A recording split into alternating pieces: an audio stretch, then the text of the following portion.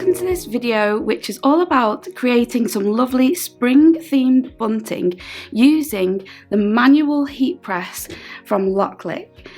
Now before we get started, I want to make it really clear that HTV Ront and LokLik, their sister companies, they got in contact with me and asked me would I like to try the manual heat press. I've already used their auto heat press in the past, which is just a fantastic bit of machinery, so I knew this was going to be really great quality. So they've gifted me this heat press and they have also sponsored this video, which means that they have paid me to create the video, and there is also a link in the description which is an affiliate link. So if you were to use that and end up purchasing one of the items, then I will earn a little bit of commission back from that. So I just want to make that really clear.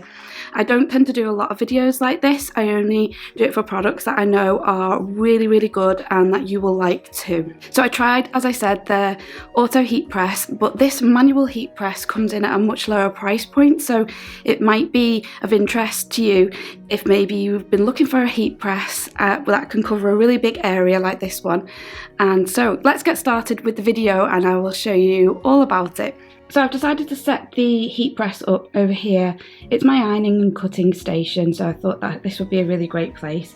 It comes with an instruction book which has just some simple instructions. It isn't very complicated, so I know that the learning curve with this item is going to be really quick. So this is the handle that raises and lowers the heat press. You can swivel it to the side as well. This is the surface on which you put your project that you want to attach using heat. And you just need to be really careful that this bit can get warm. So I'm going to move my iron out of the way, and this as well, because it does say to make sure you've got about ½ meter clear around the item before you switch it on. So this is the control panel. It just connects with the USB cord, which is already connected to the heat press. And then all we need to do is turn it on. So I just had a quick read of the instructions. It's really simple to operate. So you've just got the on button on the pad. You've got a temperature button where you can adjust your temperature to whatever you want it to be. And then you press to confirm your temperature and then it's going to heat up. And you've also got a time button as well where you can adjust the time and confirm that too, and then it's just going to heat up. It's really straightforward, and it will automatically turn off after 15 minutes as well, so that's a really great safety feature. You just need to be careful that your wires at the back are not going anywhere near the heated plate, and that anything around it as well. You need a decent amount of space around the heat press just to make sure that you're being really safe. So let's test it out. So to test it out, I've put some of the pre-made bunting that I bought on the plate just to give it a press to test it out. I've got the temperature set to 125, so it's just reaching that temperature now, and I'm going to adjust the time to 15 seconds. So now it's reached temperature, it's beeping to tell me. I can whiz it round, I can lower it down, and then to set the timer you just hold down the timer button, so you know it's going to be 20 seconds on there. So we'll see what it comes out with. Raising and lowering this isn't hard, it's not heavy or anything like that. The whole machine's quite heavy if you need to pick it up and move it, but it's not difficult to operate and it swings around really easily. You just need a bit of space. So it's beeping to tell me my time is up, so I can raise it up, swing it round, and it's pressed them really nicely.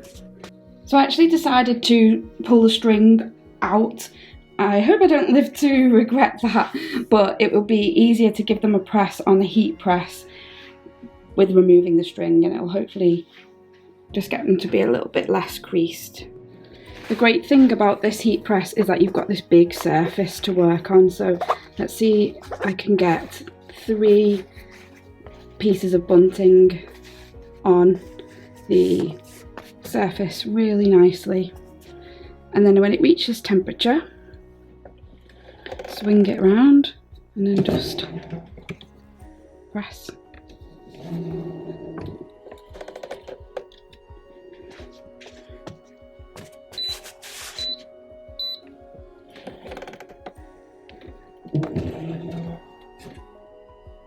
just giving them a bit of an extra press, just because I think they just need a bit longer. The fabric is quite thick, it's much thicker than ordinary cotton. I think it just needs a little bit longer.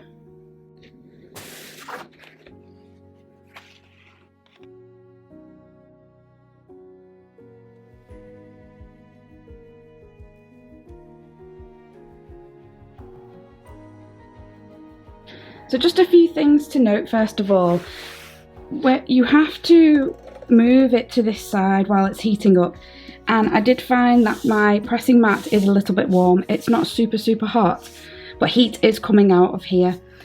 So I'm putting my wool pressing mat there just to protect my table, so it's worth thinking about that with this model. The auto heat press, which I've already tried out in the past, I'll leave a link to that video.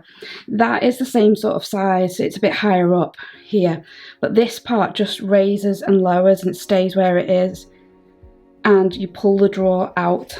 So I thought that I wasn't going to like this model as much, but I do like the fact you've got nice access to the area that you're pressing on for arranging whatever it is you're pressing. So I do like that, but you do have to think about heat coming out of this side, so it's good to protect it.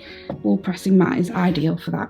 So they're all pressed and ready to go. So what I'm going to do is I'm going to have 3 of the bunting with flowers on. I'm going to use vintage embroideries for that, and then I'm going to have 6 of them, each with the letter for spring, S-P-R-I-N-G, and then the final 3 are going to have embroidery on it as well. So I just need to choose some Liberty fabric that is a good contrast with each of these colours for the letters.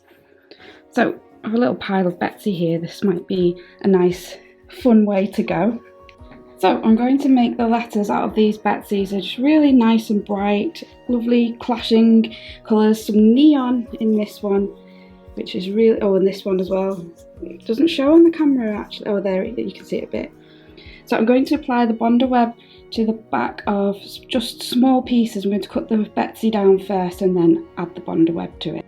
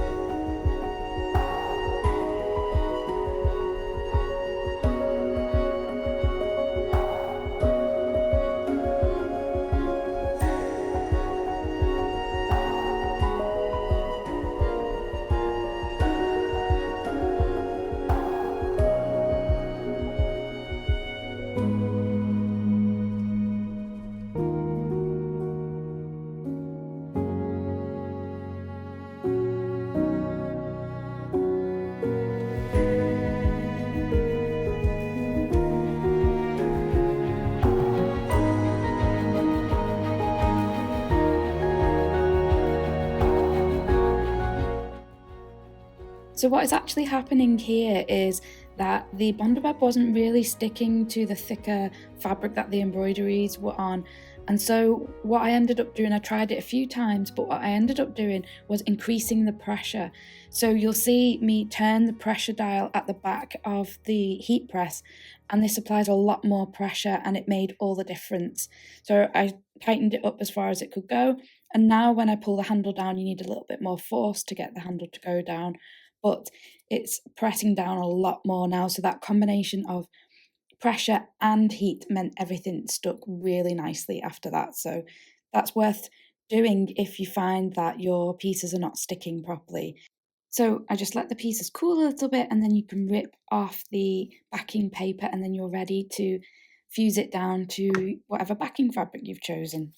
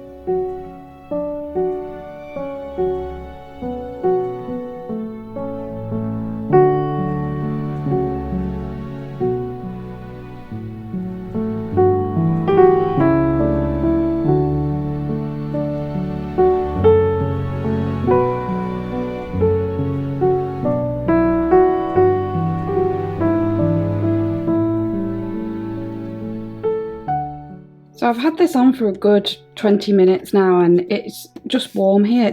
I don't feel like I'm going to burn myself, so that's good. And this is just a tiny bit warm from when I've had it swung round to the side. So it's just worth bearing in mind that you need space around it, and you need to also make sure you put something heat resistant there. It's just going to protect your surfaces better.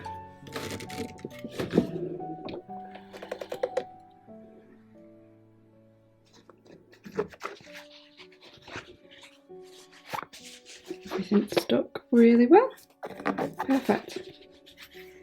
So now at the stage of putting the Bonder web onto the back of the Liberty, and I'm going to put a Teflon sheet in on top, just in case there's little bits of the adhesive poking out, because I don't want it to stick to the hot plate.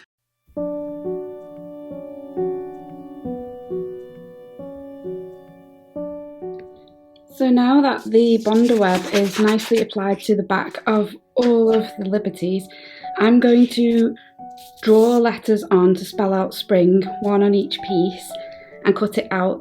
And I'm going to do that by hand, but if you have a cutting machine like a Cricut, you could do it with that. I do have one of those, but I find it quite easy just to do this by hand. But you do need to do it in reverse. So I'm going to actually draw on the fabric my lettering rather than on the back.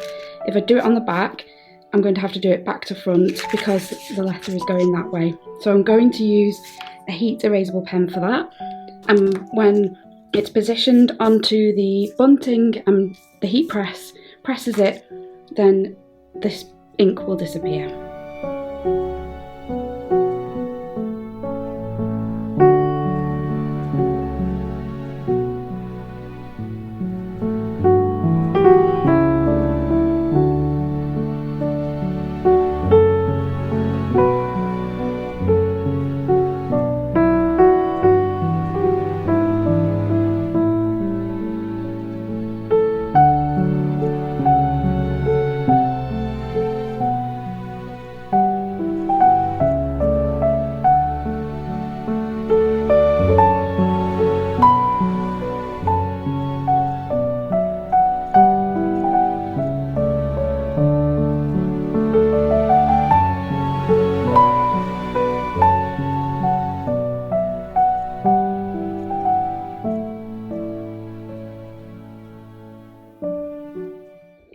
So final thoughts then, just applying it with the Bonder web is really good. Everything is stuck down really nicely. You could stitch over the top of it with a decorative stitch on the sewing machine or by hand just to secure everything down, and I would recommend that if you're going to wash the project.